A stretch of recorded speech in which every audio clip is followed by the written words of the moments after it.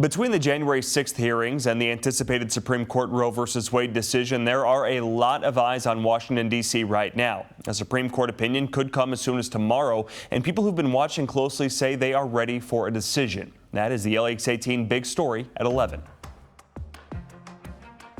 As of June 23rd, abortion in Kentucky is still legal and accessible. But ACLU of Kentucky spokesperson Angela Cooper knows that could change any day.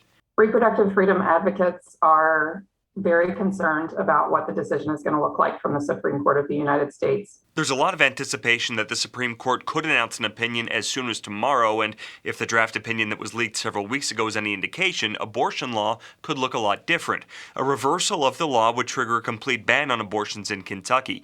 The Family Foundation, based here in Kentucky, said a reversal of Roe v. Wade would end a, quote, reign of terror in which a government-sanctioned slaughter of the unborn has killed 63 million fellow humans from our nation, end quote. In an article on their website, they wrote, the court's draft opinion concludes that the rule of law demands the U.S. Supreme Court heed the Constitution and return the issue of abortion to the people's elected representatives. When the Kentucky legislature passed a restrictive abortion bill earlier this spring and abortion providers suspended their care pending a legal challenge, Cooper said doctors saw an immediate effect. Emergency rooms were seeing people trying to self-manage abortions, and it's so dangerous. People will get abortions whether they're legal or not. It's going to happen. It happened before 1973, certainly, and it will certainly happen if Roe versus Wade is overturned.